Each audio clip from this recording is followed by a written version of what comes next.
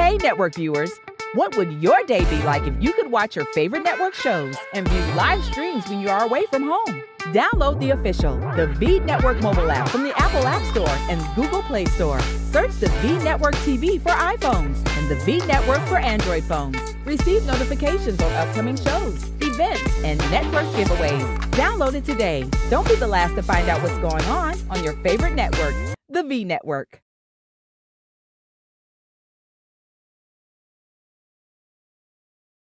Hey, what's up? This is your girl, Dr. Tiffany M. Lloyd, but you can call me Dr. Tiff. I am the host of Jesus and Justice with Dr. Tiff. My show focuses on societal issues aligning with the teachings of Jesus Christ. Now, many people ask me, Dr. Tiff, why Jesus and Justice? Because I'm all about Jesus and I'm all about justice, and I wouldn't have it any other way. Check out Jesus and Justice with Dr. Tiff every Saturday at 4 p.m. Central Standard Time on the V Network TV. Follow me on Instagram at tiffany.m.lloyd, Facebook, Dr. Tiffany M. Lloyd, and subscribe to my YouTube channel at Jesus and Justice with Dr. Tiff. God bless you.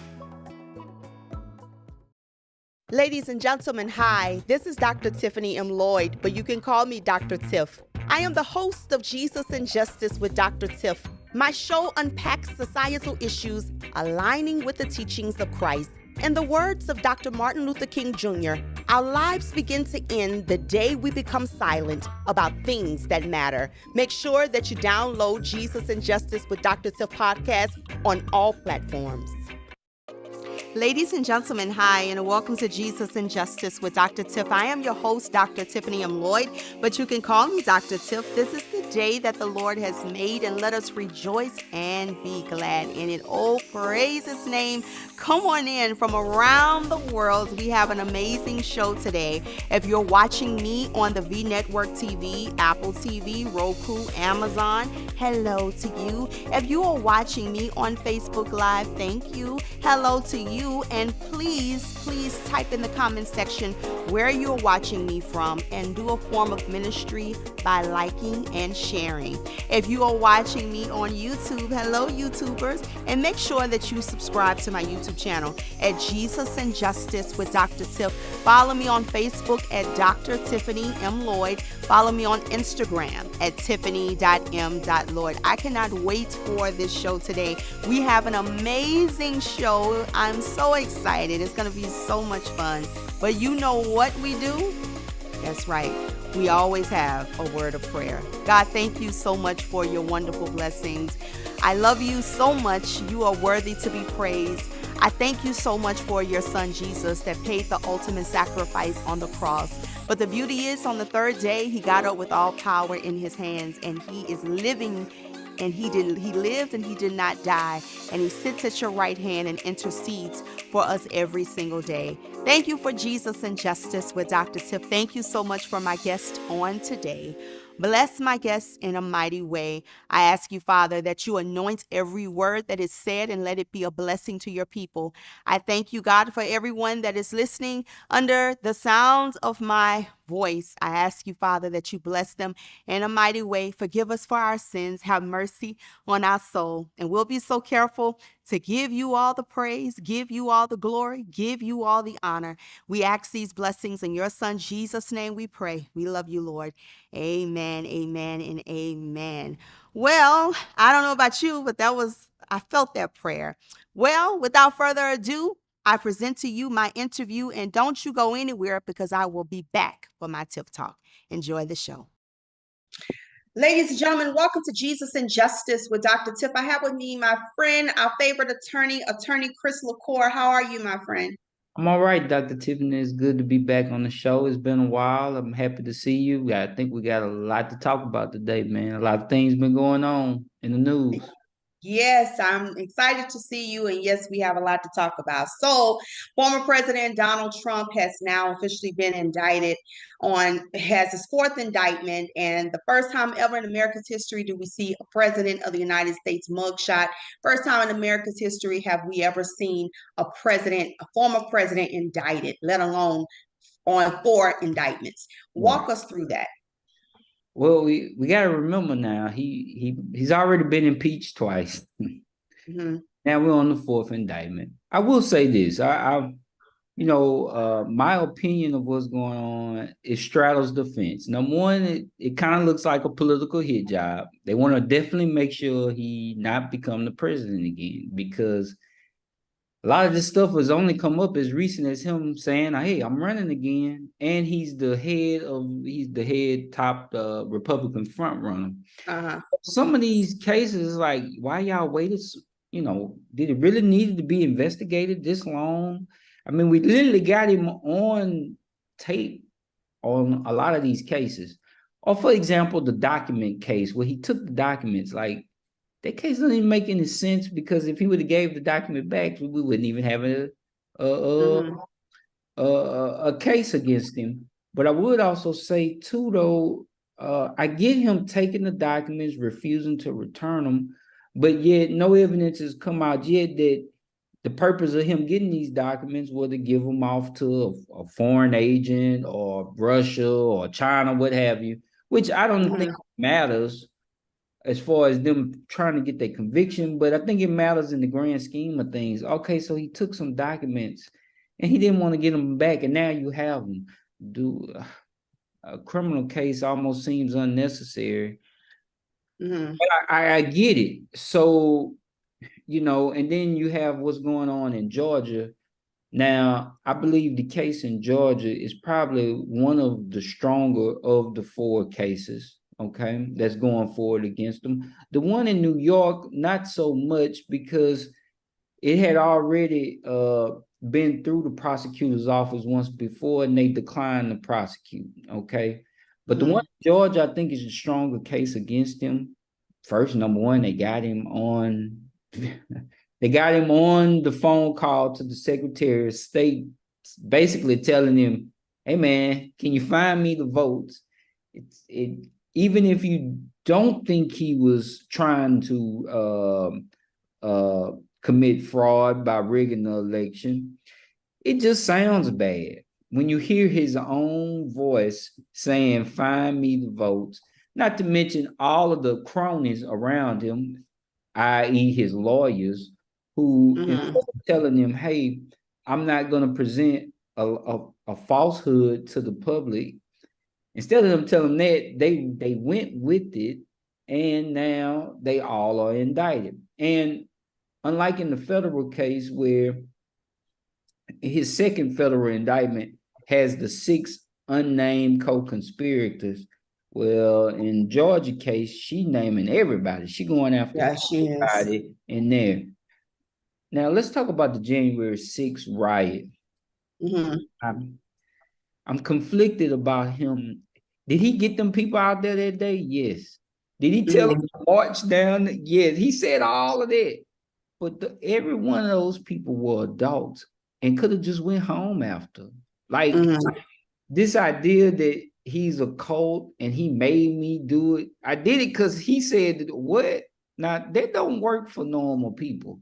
Like, hey, man, it takes an act of God if you go in the criminal court saying, "I was coerced to rob this bank." Man, you got to do a lot of convincing for people to believe that someone forced you to rob a bank. Just like in this case, they could have easily all just went home. He lost. And I think that's the bigger issue, is that he's able to convince people that probably wouldn't ordinarily make normal decision-making adults believe something that we all know is not true. That is very powerful. That's an amount of power I don't really know how to put into words. And that explains why he's the Republican top front runner right now. But still, a lot of those people could have just went home. They could have just went home. And so to now say, well, you're responsible. Well, why didn't they do that right after January 6th?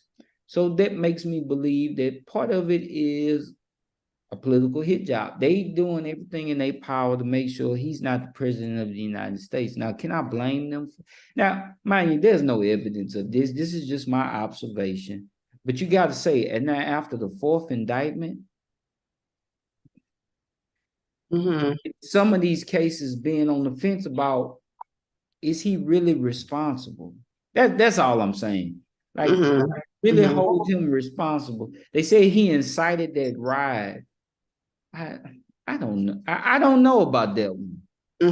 Not saying, I'm not saying he didn't rile them people up that day, but you had adults in their 30s, 40s, 50s, people's grandparents storming the Capitol. You got to know better.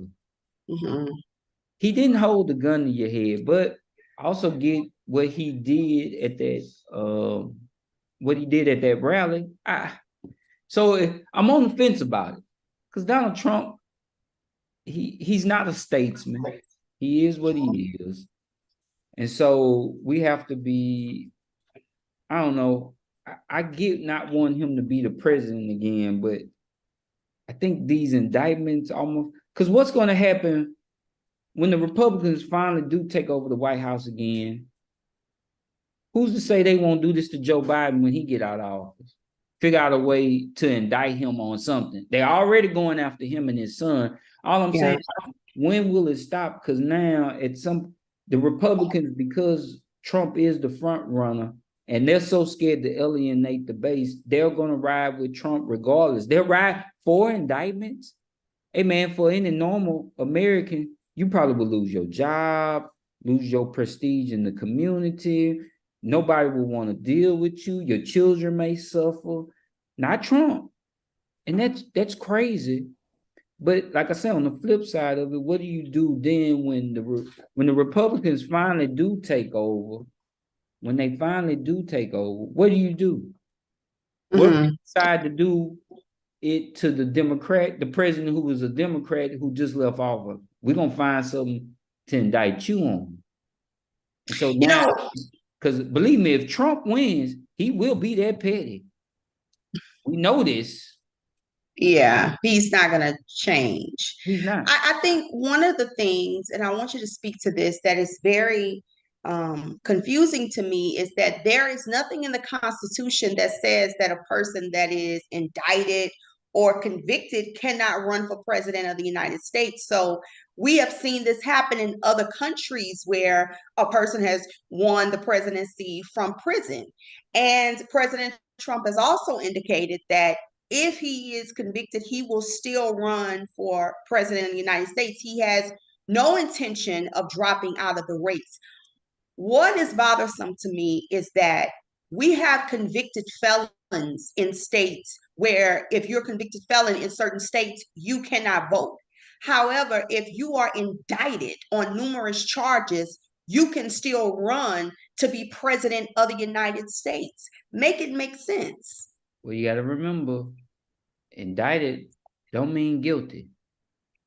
He's still an innocent man, even though, like I say, he's literally on phone calls. He's recorded. Like, he wasn't the most skillful person when it came to that. Okay, but there's nothing in the Constitution that says even if he is convicted, right, he can still run for president.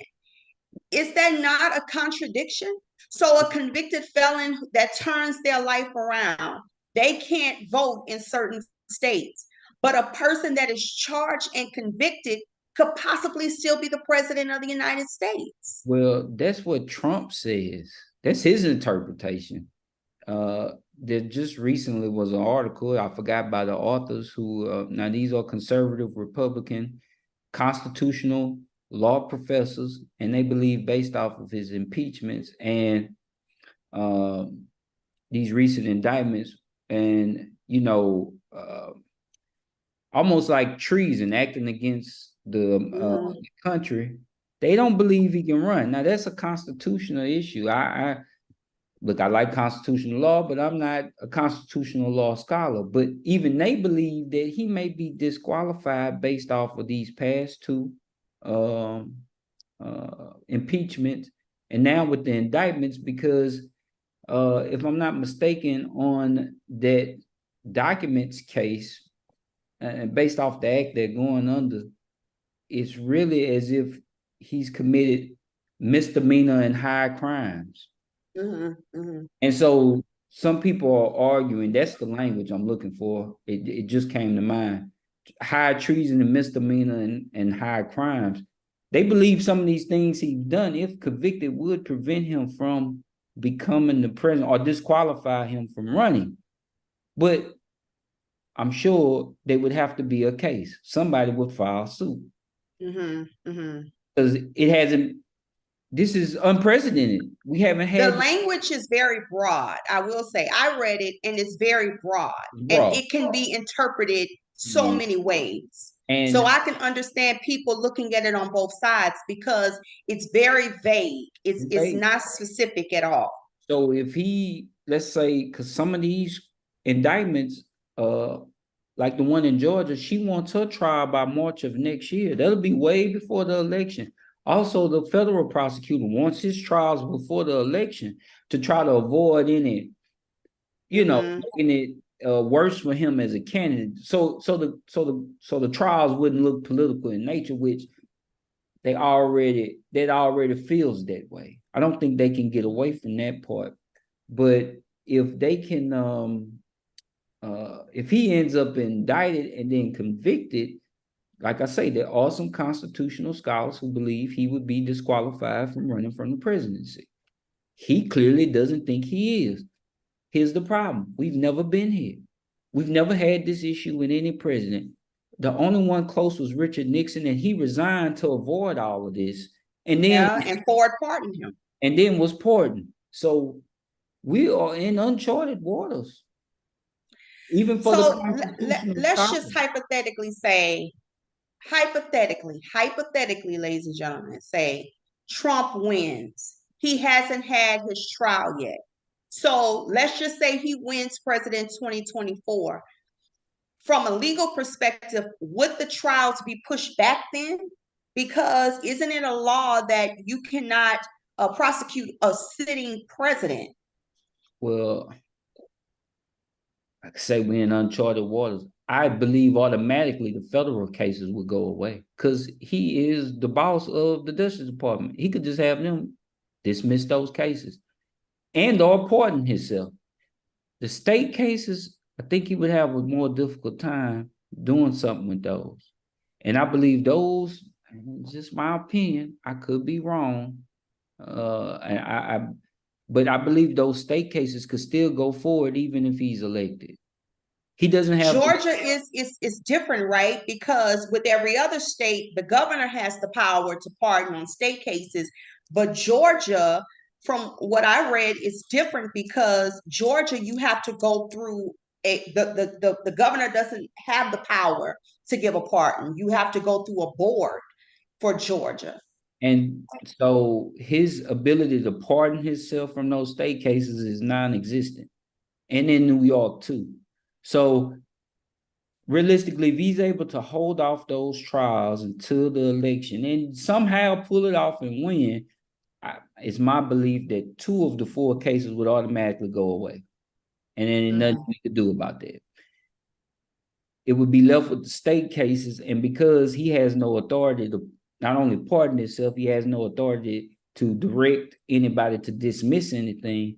I think he would have to litigate those. I mean, he would have to go to trial on those. That's my belief. And they say you can't prosecute a sitting president, but I would imagine those prosecutors in those state cases would reject that and say, no, we can go forward, even though that would be his argument not to go forward. Yeah. And I would imagine he would use the Justice Department at his full power to prevent those state cases from going forward. So as of today, all 18 co-conspirators turned themselves in. And from my understanding, only one is still sitting in jail now.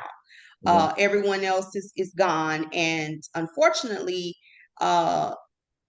allegedly, it's one of the Black voices for Trump, if correct me if I'm wrong, that's still in jail. He could be out by now, but I know earlier today he was allegedly still in jail. Again, this is allegedly. So let me say, one of the co-conspirators is pushing to a speedy trial. Talk to us about that. because the judge said one of the trials for October 23rd of this year. Why would a person that is facing some enormous charges like this, why would a person want a speedy trial? If they absolutely believe in their innocence, and you have that right to a speedy trial. It's the defendant's right, not the state's right. So even though the state in all these cases saying, and the government in the federal cases saying, oh, we can do this quick, it ain't for them to decide on a speedy trial. It's for a defendant to say, hey, I'm ready, I'm prepared, I want my right to a speedy trial. Now, it could be a few reasons. Number one, they believe in their innocence and they'd rather get it over sooner than later. Number two, they may have worked out a plea deal. That's possible. But that's not usually the case. Usually, in my experience, when a criminal defendant files a speedy trial, they believe in their innocence and they want to get it over with. Come on, let's go. You say I'm guilty?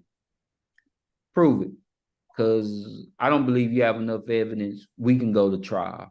And so, if I'm not mistaken, I think that was one of Trump's former lawyers who it was asking for the speedy trial.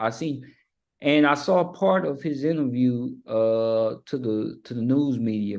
So he believes in his innocence. He's like, I'm gonna get this over with. So in this instance, I don't think it's because he's cooperated. But normally, speedy trial involves just wanting to say, hey, I know I'm innocent. I'm ready to go to trial now. We can do this now.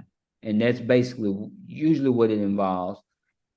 And the gentleman who's doing it in Trump's case, one of his former lawyers, he gave an interview basically saying, I know I'm innocent. They have nothing against me. So he wants to move forward. And that's not uncommon. When I look at Mark Meadows, I look at a person who was very respected in Congress. He was a congressman. And then he resigned from that position and became Trump's chief of staff. And now you are one of the 18 that is indicted. And then I look at Rudy Giuliani, who was probably one of the most popular politicians in the country during our time, a beloved son of this country. And to go down like this, right. What are your thoughts on that? Power will corrupt any man. Power is, I don't know which one corrupts worse, power or money. I think power corrupts worse than money. Because if you look at it, a lot of our politicians is, they're not the richest people, but the power they have is unmatched. Mitch McConnell was in front of a press conference. That man shouldn't be working for nobody anymore. He too old, man. The man blanked out in the middle of talking to a group of reporters. But he will die holding on to that power. Just like Joe Biden will, just like Trump wants to, just like everybody that we continue to send to Washington to represent us at the state level, at the local level. We had a city councilman that was almost 100 years old.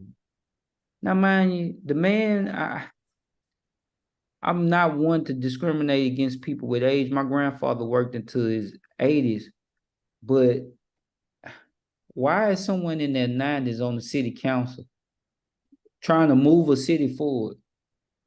That doesn't make sense to me. Joe Biden, it looks like he can barely move. He have lapses talking in front of the camera. Now, if he was short, I wouldn't have no problems with his age. But there's a time when older politicians need to know when to bow out. They need to know when to go. Rudy Giuliani, this man, come on. He should not. He should not be. But Trump is 77. They need to go down.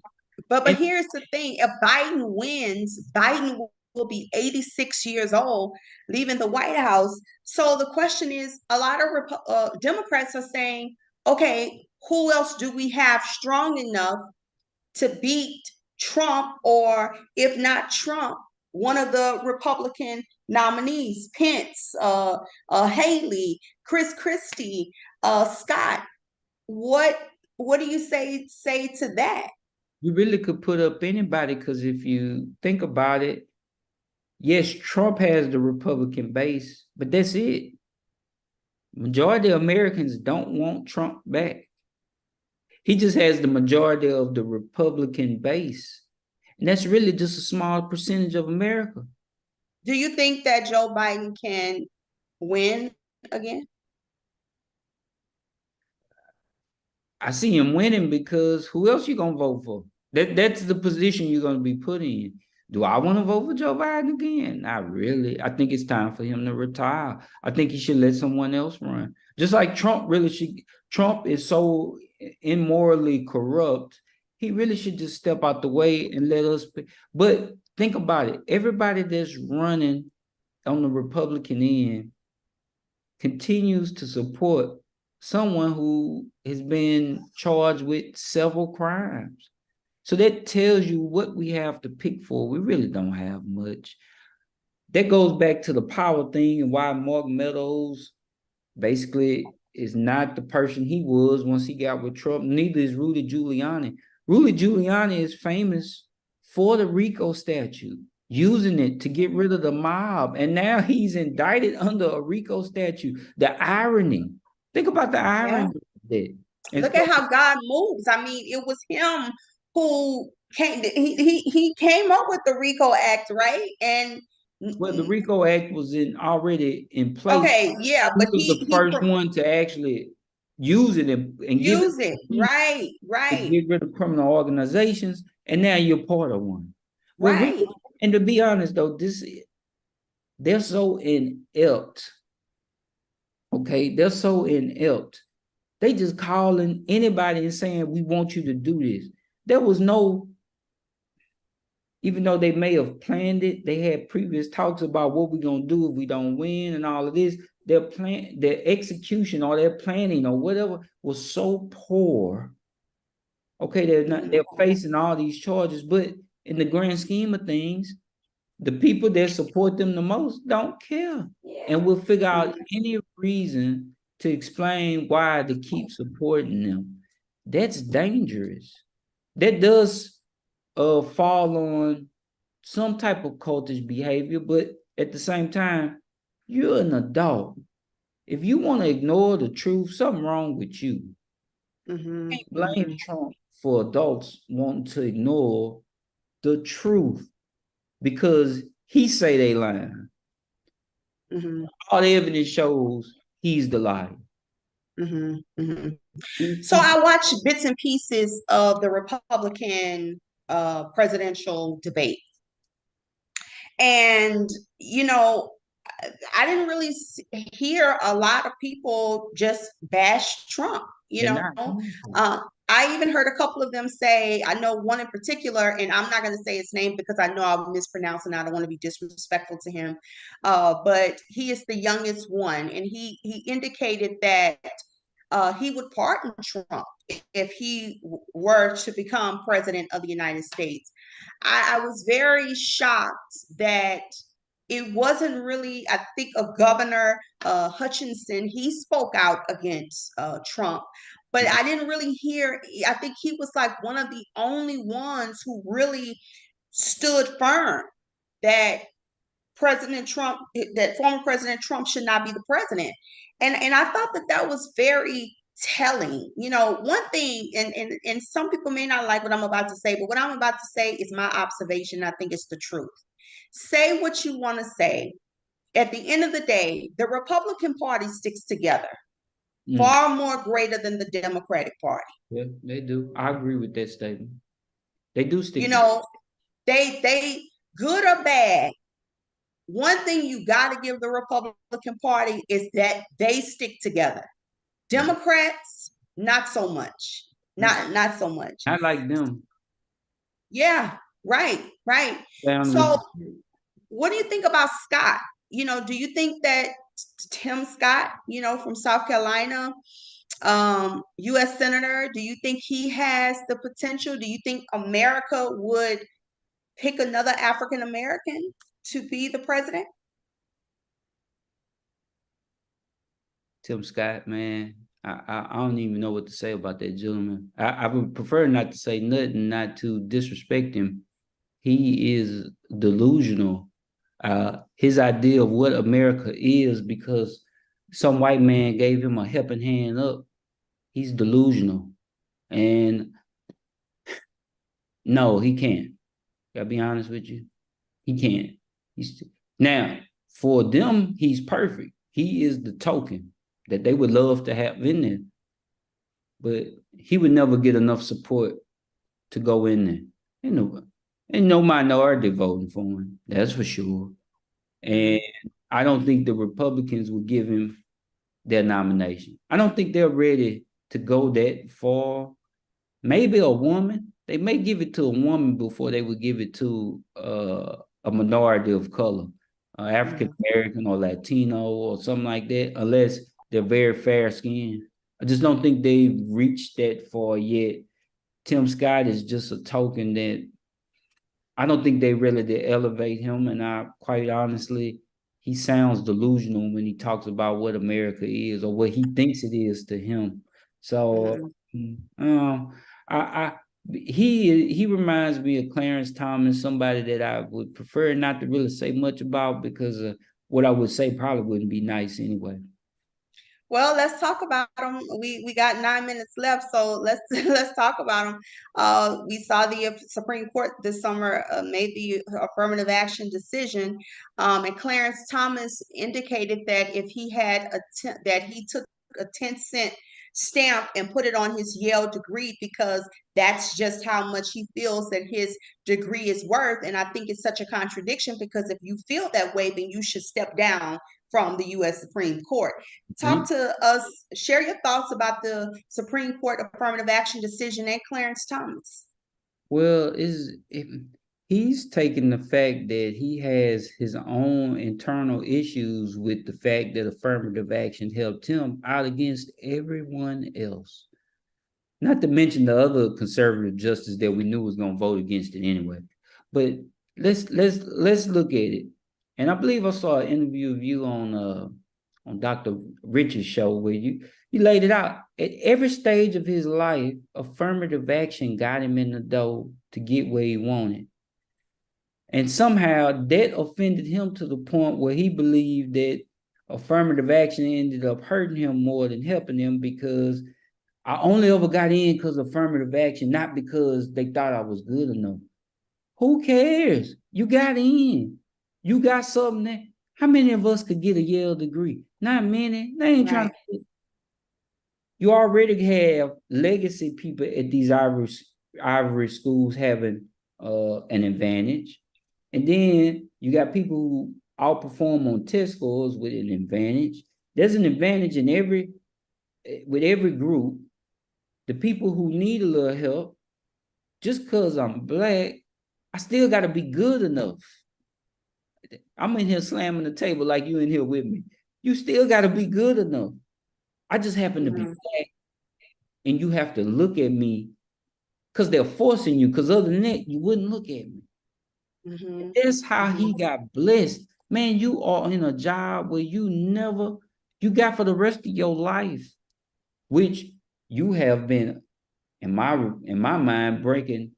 Even though the Supreme Court decided that they don't need any ethical rules like the rest of us in the judicial system, you've been doing a lot of unethical stuff has been coming out about you on top of that.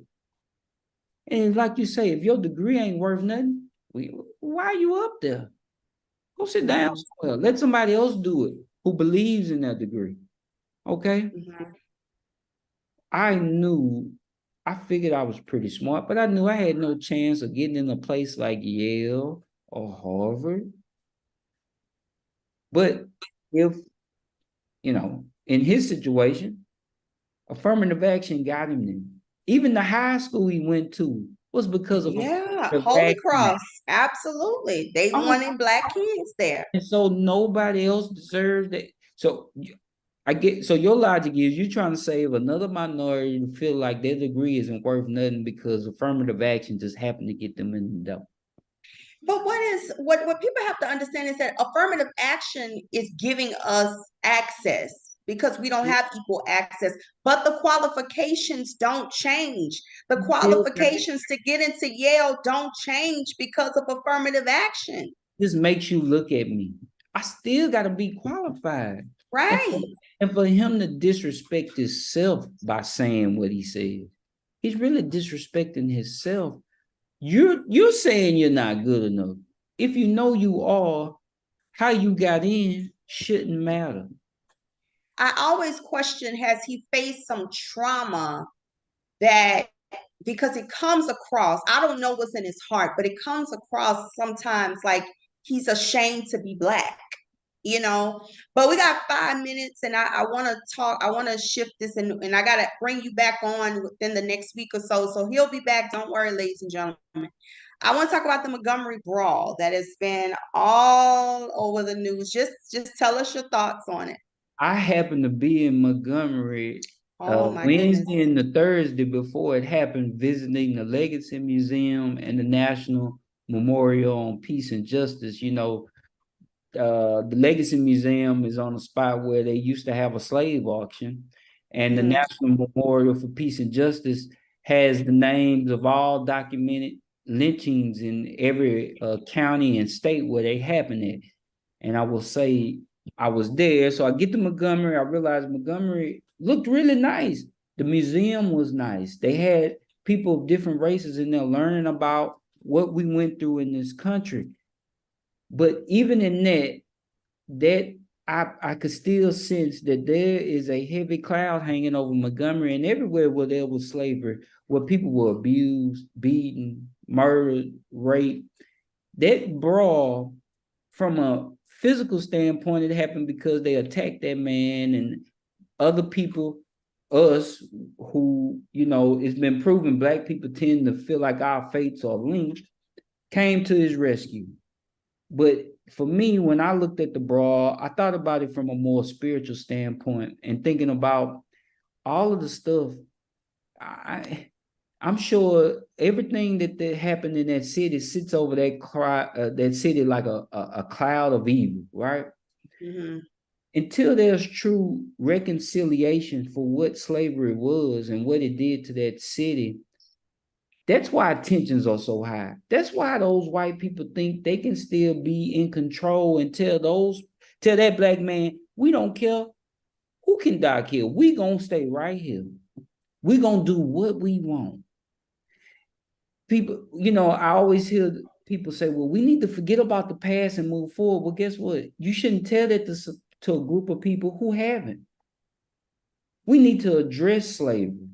We need to address what that did to the city of Montgomery, right? Mm-hmm. There's a curse over that city, just like so many others where slavery was a big part of the economy.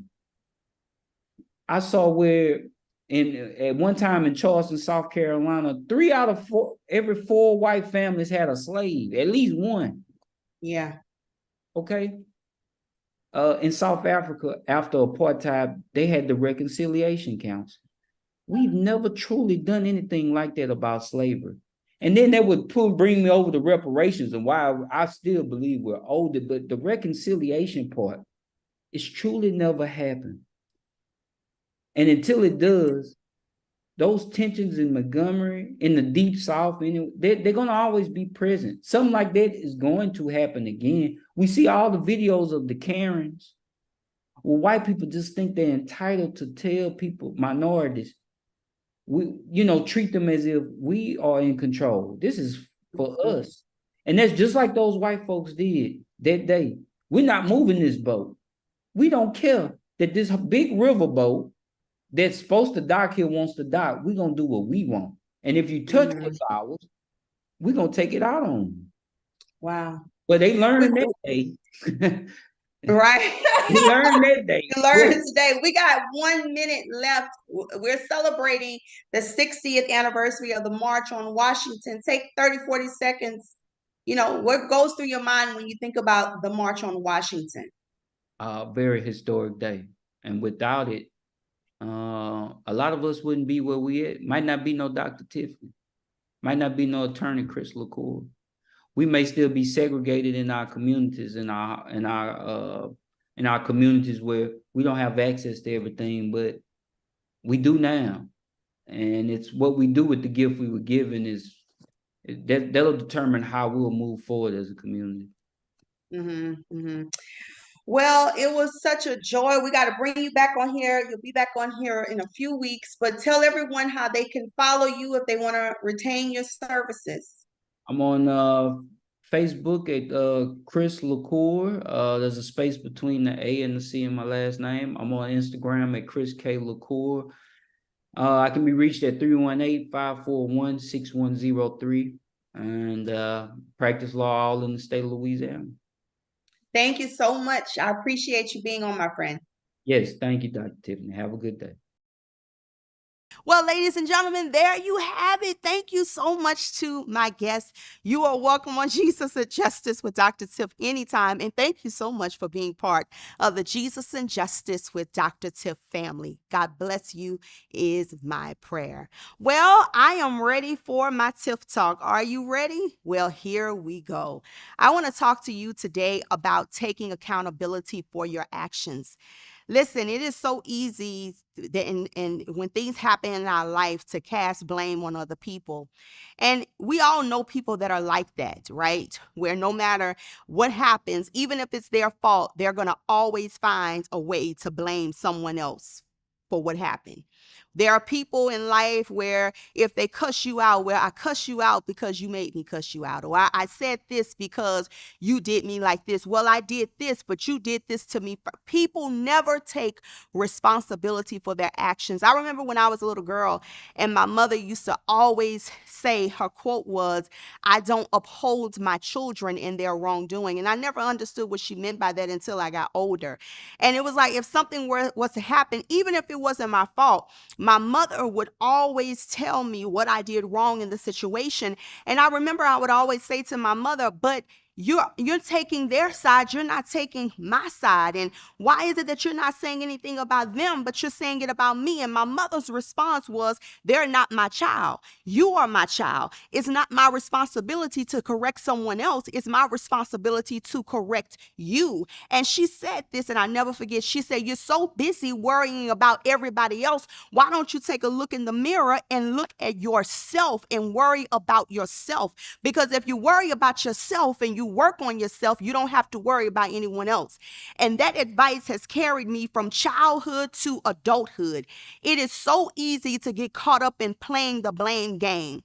And in my adulthood, I too have been guilty of putting blame on other people. But then I realized God quickly chastised me and told me, who do you think that you are? Because there are things that you have done that you have yet to take responsibility for. And when I look back over my life and I think about some things that has happened to me in my life, I think about the root problem was the choices that the root of it all is the choices that I made. See, no matter what choice you make, always remember that there are consequences for your actions, whether good or bad. And if you want to grow in this thing called life, and if you really want God to work in you, see, God is not going to work in you until you start taking responsibility for your life. It is very immature to say, well, I did this because you did this. Well, I cuss you out because you cuss me out. Well, you go off on me, I'm going off on you. Don't come from me. Listen, it is time for us to elevate and grow. The Bible says, when I was a child, I thought as a child, I acted like a child. But when I became a man, I put away childish things. When are you going to put away childish things? Putting away childish things is stop blaming everybody else for your problems and start taking responsibility for your problems. When the tune is getting old of saying, well, this person did this to me. Yeah, and nobody is minimizing what you're going through. No one is saying that did not happen to you. But until I truly started looking at Tiffany, looking at the woman in the mirror and saying, you know what? Had I listened to the voice of God, had I been obedient, I wouldn't find myself in this situation. Had I made some better decisions in my life, I wouldn't have been in this situation. Had I done this, had I been obedient, had I listened to God when God was telling me, when God was showing me, when God was giving me the signs, then that wouldn't have happened. Because here's the thing. Your immaturity will halt a lot of your blessings. And I hear the Lord saying, start taking responsibility for your actions. Parents, this word is for you. Stop saying what your child would never do, because the very thing that you say that your son or your daughter will never do, they will end up embarrassing you. Stop blaming and saying it's the teacher's fault. Have you ever thought to yourself that everybody can't be telling the same lie on your child? Now, I'm not saying that teachers and principals and sometimes other people may not be the problem, because there are cases where they are and your child is telling the truth. But if this is a constant thing every time, your children, if you don't correct your children now and tell your children that they are wrong, they will end up growing up to be little monsters. And I hate to say it like that, but it is the truth. You have to tell your children when they are wrong.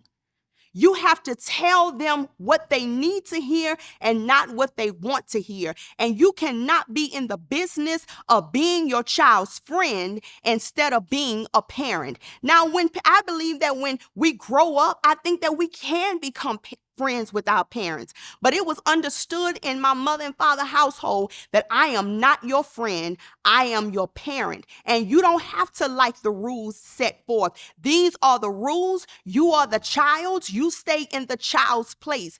And some people may say, well, that's toxic. No, I think that I turned out okay. And I do understand that what may work for one household may be different for another household. But I do think that we have to stop letting children run the household and run the parents. Children shouldn't be telling parents what to do. You have to lay down the foundation and you have to be consistent. Because I always tell other professors this, you have to lay down the law now. What are your expectations? And if you are consistent being inconsistent, people won't take you seriously.